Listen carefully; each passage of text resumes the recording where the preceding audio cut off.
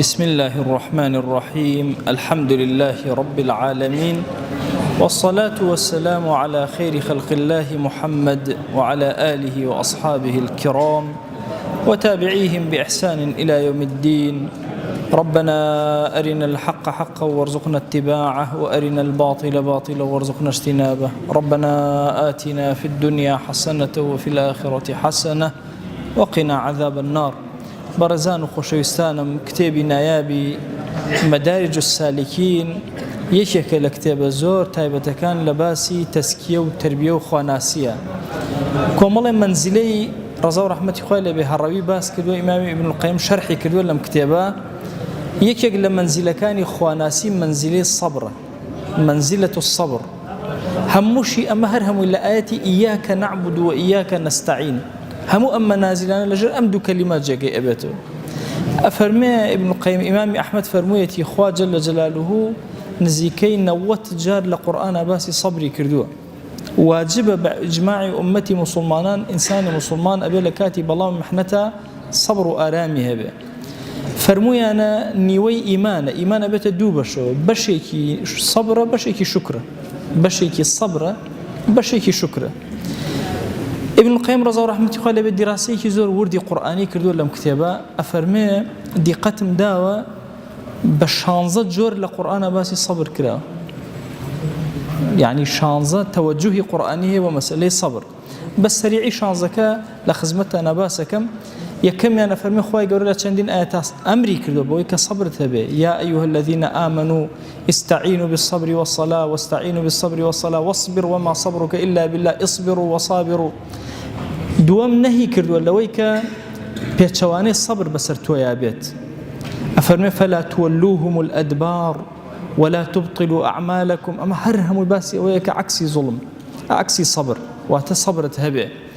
سێهەم ئەفەرمێ ئەو کەسانەی کە سابرن خوا زۆر ثەنای کردوون لە قورئانە، زۆر گەورەی باسی کردوون. ئەفەرمێ الصابرين والصادقين الصابرين والصابرين في البأساء والضراء وحين البأس أولئك هم الذين صدقوا وأنا صادقا. چوارەم ئەفەرمێ هەر کەس سەبری هەبێ خوا خۆشی ئەوێ، والله يحب الصابرين. پێنجەم ئەفەرمێ هەر کەسێ سەبری هەبێ خوای لەگەڵا، واصبروا إن الله مع الصابرين والله مع الصابرين. خوا جل جلاله خبری بە ئێمە داوە کە باشترین شتێک ئەوەیە کە ئەهلی سەبر کە بە سەبر ناوی هێناون بۆ کێ؟ بۆ باشترین خەڵقی خوا کە ئەصحابەکانن. ئەفەرمێ ولئن صبرتم لهو خير لكم وأن تصبروا خير لكم. خير طبعا خير لە زمانی عەرەبیە بە معنای ئەخێر دێ، یعنی باشتر، نەک باشتر. سەبر باشترە بۆ ئێوە. ئەفەرمێ جزای خوا جل جلاله بأحسن أعمال ئەیداتەوە کاتێ سەبری لەگەڵا بێ. ئەفەرمێ ولنجزين الذين صبروا أجرهم باشە بإحسان ما كانوا يعملون. باشە ئاەتێکی تر لە هەشتەمە ئەفەرمێ إيجاب الجزاء لهم بغير حساب، بحساب پاداشتیان إنما يوفى الصابرون أجرهم بغير حساب. ئەفەرمێ لە نۆیەمە خوا بشرە و مژدەیەکی زۆر گەورەی داوە بە ئەهلی سەبر. أفرمي ولنبلونكم بشيء من الخوف والجوع ونقص من الأموال والأنفس والثمرات وبشر الصابرين. وبشر الصابرين خوان مجدي داوبا أو كساني صبرقن لكاتي تنقانية. دايم أفرمي نصري خوا مددي خوا كاتيك ديك أهل إيمان صبريان هبي. بلى إن تصبروا وتتقوا ويأتوكم من فورهم هذا يمددكم ربكم ب5000 من الملائكة مسومين. لأول جنگي مسلمانان وجهاد ويكسر خواي قورا ملائكة مشاركة بيناكا كاتك زوريان بويا صبر أجرن ملائكة مشاركة أكن لقليانا يانزا يمين. أفرمي خوا هوالي بيداوين كأهل صبر أهل عزيمة ولمن صبر وغفر إن ذلك لمن عزم الأمور. خوا جل جلاله لدوان زيمينا خبري بيداوين أعمال صالحي إنسان جزاكيان باداشتي قوريان تنهاهي أهل صبر. ويلكم ثواب الله خير لمن آمن وعمل صالحا ولا يلقاها إلا الصابرون. بس صابر كان أو هاي زورق العلماء فرمون بو بهشت أقرته ألين كز ناتشتنا وبهشته إلا أهل الصبر نبي. سيان زيمين فرميه خبري دا ولا أويك سودي هي لآيات وعبارتها أهل الصبر إسفادي لأكن. أفرمي إن في ذلك لآيات لكل صبار شكور. هذا كان القرآن بو كيف إذا يعني كسي صبارة كسي شكورة أمدو خاليت يا شوار دايمين أفرمي إنسان بشيء أقاته الفوز بالمطلوب والنجاة من المرهوب أو شتيك لي أترسيه بشيء لي نجاتي أبي بشيء أقاته مطلوبة كي كبريتي إلا بهشت. أفرمي بالصبر والملائكة يدخلون عليهم من كل باب سلام عليكم بما صبرتم. صلاة إخواتنا بصبرتان كل الدنيا أهو باداشتكيتي لقيامتها فنعم عقب الدار. بانزيمين أفرمي يورث صاحبه درجة الإمامة كسيك أبيت إمام قوري مسلمانا إلا أبي صبري هبه وجعلنا منهم أئمة يهدون بأمرنا لما صبروا. خوا جل جلاله أنبياء كاتك كردوة أمير إمام مسلمانان كي كردويتي كاتك كردويتي لما صبروا. جارك باسي موسى بوكرنا عليه السلام صبري كل قال أجلك كلا دسي راي كردو أمشوان بزور مانو بدواي قرتي ما تشي كرد. خوا جل جلاله رتبين نك بيغمبراتي أولو العزم شي بيبخشي.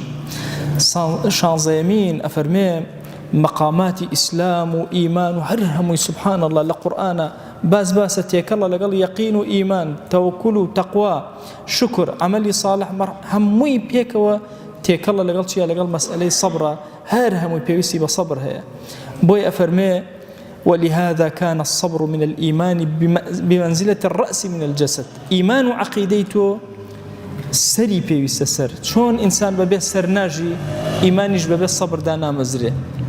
أفرمي ولا إيمان لمن لا صبر له هركسي صبري نبي لسن أم خواناسي وطاعته وبردوان به إيماني دانا مزري إيماني النية. عمر كوري خطاب أفرمي خير عيش أدركناه بالصبر أم خير خوشيك أمتي إسلامي إبن لزمان إمام عمر. أفرمي بالصبر دسماك وبالصبر صبر لسن محنة كان زحمة كان خوشويستشمان صلى الله عليه وسلم أو قرآني بيروز أو باسي صبرك خوشويستشمان دين فرمايش دور ودرج باسي صبره للا أفرمي أنه ضياء صبر روشناية بوتو من يتصبر يصبره الله كسك بزورها والبدا خوي بكاتا آرام خوش آرامي بس لا دا أباريني لفرمايشتي ترى سرسامي وكاري مسلمان وإيمان دار أجر خيري هاتري سباسي خواك شر هات اللي ري إلا صبري قرتوا فكان خيرا له لهدو سرك هر خيري دزير أبي أفرتكي رشت الله تخزمت بغمريان صلى الله عليه وآله وسلم فرموي خوش ويستم توشي الصرع بوم أبو ريما نخوشيكم توجبوا سر إرشيك أم قريتوا أبو ريما أقام لخوم نامنه تخوأ دعام بوكا بخواي قرر الشفاء ورحمتي خويا بوبنر. أفرمي خوشويس فرموي إن شئتي صبرتي ولك الجنة أجر أتوي صبر قرأ وآرام قرأ بهشت أدريتي لسر أو نخوشية سر أو زحمته وإن شئتي دعوت الله أن يعافيك أجر فيش خوش دعاء وكم خوش شفاوبا. أفرمي أفرتك وتي أي رسول الله صلى الله عليه وسلم والله من يكيشم هي كاتك أكوم قاتوشتي وأجولنا ملاشم درك أم كيشم هي دعاء بوبك بس جلو برقم پشتبه و پرداغ بسری شرف و هینی او کاتب کن بس گیانم پارزراو به هیچ ونکم با نامحرم در نکوه والله این نامه خوای گور شفام بدا بهشتم صبر اونده گوره بهج لپنه نخوشه کوي صبر اگری بهج لبران برا ادریتو. پیغمبر صلی الله علیه وسلم روزی کان روی کرده انصار کان و تی کور دوای من ای انصار صبر تان زور به صبر ام حکمه نکوت دسی ایوه أكيد دسي مهاجرين أكيد دسي قريش أجتن لبي صبرتن هبي أنواع زحمتية ريتن أبي الصبر آرامتن هبي لفرموديك أفرمي خوا جل جو هيج خيرك نداو بإنسان باشتر بلا الصبر لا مشتك صبر باشتر صبر كان دو جورة صبر لسر طاعتي خوا صبر لسر معصية صبر لسر معصية خو تقريته ونايكي لسر طاعت صبري إيه كل أوهم دزنجة صبري إيه أوهم نجة صبري إيه أما أنا هم نفسي دريج إيه دين داري بنفسي دريج كره صبر جلبين خويا بلا أنواع زوري صبر مانه صبرك مانه كسب إنساني لقلايا زور أجري جوري صبرك مانه دسي تويتياني هر أجر أجات والله بقدر أو أنا سير كان ابن تيمية رحمة خويا بقصي كاتو رحمة خويا ابن القيم بنقليك أفرمي يوسف عليه السلام بس سير يوسف كان أفرمي دو جار صبري قرتوا صبري كان لصبري كان قورتره كاتب راكاني خسان ناو بيركو إيش يبكى هرب صبر قره صبري قرتوا خوا باداشتي دايو بويك كرديا مليك صبري دوهمين يعني صبر ببرامبر بزليخا أما صبري كسبية هرچی شتێک کە تۆ بڵێ بەردەستەوە بۆ یوسف عليه السلام گەنجە بێخێزانە لە غەریبیایە کەس نایناسێ کەس نازانێ مە کوڕە پێغەمبەرە هیچ کەس نازانێ سەیدەکەی داوای لێ ئەکا لە شوێنێکی زۆر چۆڵە کەس ئاگای لێ نییە هەموو دەرگاکان وەغەلقەتی الأبواب غەلقە بۆ مبالغەیە یعنی هەرچی دەرگاکان بۆ تەکثیرە چەندین دەرگای داخستبوو هەر هەموویان لە پەنای ئەمەشە تهدیدیش کراوە بۆی کە ئەگەر ئەم کارە نەکەی سجن ئەکرێ لە پەنای ئەمانەشە هەر هەموو سەبری کرد ئارامی کرد ئەو فەزیلەتە گەورەی پێدرا خوا جەل جەلالوه ئەم ڕوتبە گەورەی پێغەمبەرایەتی و نبووەت کە زۆر گەورەیە ئەفەرموون هەندێک یوسف عليه السلام لەم سەبرا خوا جەل جەلالوه ڕەحمی پێکرد بۆ پێغەمبەر ئەلەم سەبرە گەورە کە کردی بەرامبەر بە زوڵەیخ ئەگەرنا پێشتر کوڕە پێغەمبەرێک بوو چونکە ئەسباتەکان اختلافەیە ئایا براکانی یوسف هەمویان پێغەمبەر بوون هەندێکە فەرموون بەڵێ هەر هەمویان پێغەمبەر بوون هەندێکە فەرموون ناوەڵا پێغەمبەر نەبوون تەنها یوسف تیانە پێغەمبەر بوو ئەویش بەهۆی ئەو حادیثەوە بەهۆی ئەو سەبری کەسبەوە کە کردی بۆیە سەبریش لەناو خۆیە پلەبەندی هەیە زۆری هەیە کەمی هەیە ئەفەرمێ سەبر بەخوا بگرە سەبر بۆ خوا بگرە سەبر لەگەڵ خوایە بگرە فەرمێ ئەمە ئەهلی تەسەوف ئەمەیان زۆر فەرمووە بۆیە قسەکانی جونەیدی بەغدادی و زەنونی مصری و ئیبراهیمی خەواس و ئەوانەی کە باسییان ئەەکەم ئەولیانەی کە لە عەسرە ژیانیان باسەکەم بڕێکی باشیانی هێناون ناوەکانیشی هێناون ذکر کردون ڕەحمەتی خوای لە ئیبن القەیم ئەفەرمێ کە ئەمانە هەمووی کەلیماتی جوانیان هەیە لە سەبرا جونەیدی بەغدادی ئەفەرمێ المسير من الدنيا إلى الآخرة سهل هين على المؤمن وهجران الخلق في جنب الله شديد والمسير من النفس إلى الله صعب شديد والصبر مع الله أشد أفرمي الركردن للدنيا وآخرة سهلة إيمان دار بأساني بري أتواني الريكة ببري أجر دور كويته ولا خلقه لقل خوايا جل جلاله بجي أمان زور زحمة ربوي أجر جنگ لقل نفسي خويا بكا ونفسي وهالي بكا نك لا شيء نفسي وهالي بكا نك الروحي نفسي شمينك أمارة بالسوء كبرو خوا بروا أما زور قرستر والله ملحمويان قرستر أويا صبر لقل خوايا بقري لقل فرمايشتكانا دوراني عبد لقل مرادي خوايا تم بستيكي هي لأمر رجاتي إيشيكتي وجبجك طبعا مسألة صبر زور بابتي كيف برفرية إنسان يعني هر أمي ابن القيم أقر بدريجي باسكين چەندین محاضراتی ئەمەش ئەمانوێ هەر شەوەی هەر چۆنە بێ منزیلێ لە منزیلەکان باسکەین بۆیە جونەید ئەفەرمێ والصبر مع الله أشد لە هەموو جۆرەکانی زەحمەتی بۆ خواچوون کامیان ناڕەحەترە ئەوەیە سەبر لەگەڵ خۆیان بگری ذەنونی مصری ئەفەرمێ الصبر التباعد من المخالفات أو يدور كويتو إلى مخالفات والسكون عند تجرع غضط البلية كاتك بالله كان بسرتادين ساكن بآرام بي وإظهار الغنى مع حلول الفقر بساحات المعيشة كاتك فقير بوي إظهار غناك نفسي دولمندي خود زليل نكي طبعا قوري إنسان زور لوايك نهي عزتي نفسي بك إمام علي رضا رحمة الله اللي بجارك بسر أسبكيه وبو بياوك هاتا بردمي چەند هێڵێکی ڕاکێشە یەکێک لە نەفەرەکانی بان کردوتی بەدزیەوە بڕۆ کیسەیە پارەم دانەوە بیدە بەم پیاوە وتە ئەی ئیمام چی بوو ئەو چەند خەتە کێشایی فەرمووی والله عزەتی خۆی پاراست و عزەتی منیشی پاراست چونکە منی لە گوناه پاراست کە کاتێ منەتێ بکەم بەسەریە عزەتی خۆشی پاراست لە داواکردن بە ئیشارەتێک منی تێگەیان کە حاجەیەکی هەیە و پێویستی بە مادەوە پارە هەیە بۆیە مەسئلەی أفرمي وإظهار الغنى مع حلول الفقر زور قوري إنسان كاتك فقيري بليه زور برزة إنسان خوي ببسوق نزاني لأنه كومل كاتي فقيرة بعكسه لو أشي همو أو كومل غيابه هو يك فقيرة وأخوة رحمي بيبك دارو خيري لبكات أهل فضل من أهل فقر أفرمي خواص فرمويتي هو الثبات على أحكام الكتاب والسنة همو حكم كان كتاب والسنة كصبري بيوستا هار همو أمانة أفرمي ثابت بوي لسري بردوام بوي خود قرد أو صبري قرتوا أفرمي يحيى كوري معاذ فرمويتي صبر المحبين أشد من صبر الزاهدين. كل أواني محبي إخوان صبر كان زول لسر زحمة رتا أواني الزاهدين. وعجبا كيف يصبرون أي هاوار شون صبر أجرن كاتي كناجن بخوا شكو كساني كمحب يعني اللحظة زوتر بقنا حضور إخوة جل جلاله كاتي كناجن شون آرام أجرن شون أتوان صبر جرن. إمام علي فرمويتي صبر أو أجلي يعني أو ولاخية يعني أو أسبتشاكي أجر سواري بوي قد ناكوي لسري مهم لقال صبر أبا خوا جل جلاله القرآن فرمويتي اصبروا وصابروا ورابطوا. علماء فرميانا ما بلا بندية صبر قرا صابر با باشا لدواي أمشي الرابط با.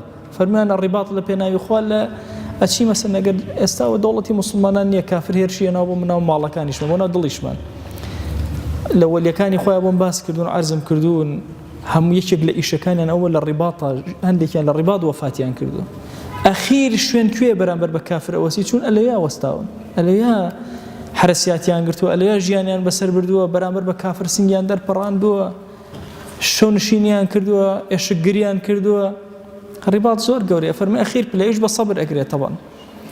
أفرمي سيرك اصبروا وصابروا أما بلا بنديك لنزمة وبرو سر والسر أكوي.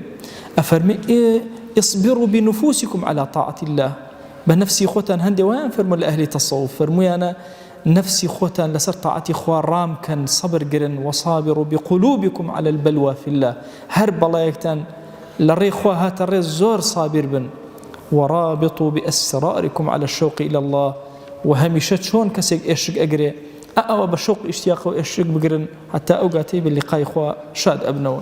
اصبروا في الله وصابروا بالله ورابطوا مع الله والحال وتي أهلي تصوف زور همويا نقل كردو رحمتي خوي لبي. أفرم جاري برسالي عن كل بيغمريان صلى الله عليه وآله وسلم لأدي مفرد إمام بخاري واردة فرما يشتكي صحيحة. أفرمي وتيان يا رسول الله إيمان شيء إيمان فرمو دوشتا الصبر والسماح آرام بقري والسماحة والدل يكي قورتها بلقى المسلمانانا غلطي كان كر برامبر سماحتها ببرامبريان أم دوشتا. أفرمي همو أم قصانش كوكيته وهموي مقاماتي إيمانا هر عالمك باسي كردو لبليق لبلكاني إيمانا باسي كردو. زور بابا كان ابن القيم رضي الله عنه زور بكرتي هروي. أفرمي الصبر سيبش صبر لسر معصية صبر لسر طاعة كلسر طاعة كان زور صبر قري وآرام قري سهمين دانا. أفرمي الصبر قرتين لسر أو بلا مصيبتان كروتيك. أفرمي أبي الله هرسي كان زور صابر بي إن جاء جيت منزلي الصابرين لو بلا برزاء بي كبليك خواناسي زور تايبته خو أبو خاتي قوري خوي برحمته بزي خوي لناو بلي صابرين أجمار منك خوي جان ليت أبارين ولت ألالين ولا سرجم قناها كان من ببورة خوي أبو خاتي قوري خول درجة كاني خير بسر ما نبكروا يا إلهي طاعته نيجو تراويح وذكر أوراد من لقبولك يا رب العالمين. خويجان لما جاء رمضان هموما انتظاري أو أكين تور رحمتي بسد الله درون ما أنا بباراني هيوان ديما لقل خوتا بهيس كي خويجان هموما انتظاركين ديور بهانا من ويا رب العالمين لم زحمتي دوري لتو يا إلهي شفاي درون من بدا شفاي ضل من بدا بهيز من كبو خزمة كاري دينكات رك من خلق الخزمة كاري دينكات إلهي لد أبارنا ولد ألالينا هرچی رحمت و بزی خوت هر همو من بسر آداب بارنا درجا كاني خير بسر من أبكره ودل من خوشك بدين داري بخواناسي بعبدايتي إيمان من دام زراوك يا رب العالمين دل من خوشك يا أكرم الأكرمين خوي دل من خوشك بنصرتي مسلمانان خوي بخاطري قوري خوي دل من خوشك بنصرتي مسلمانان غزة يا رب العالمين.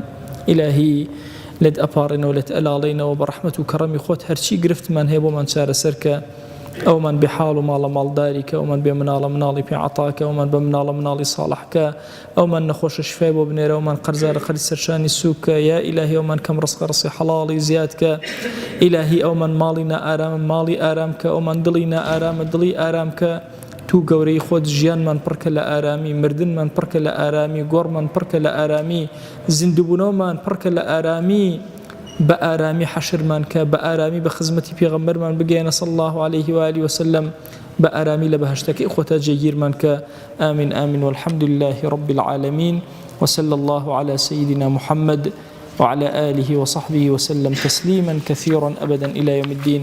خواهي قبر الله قناهي مني شوئ وجبوري وخوالي من قبولك يا رب.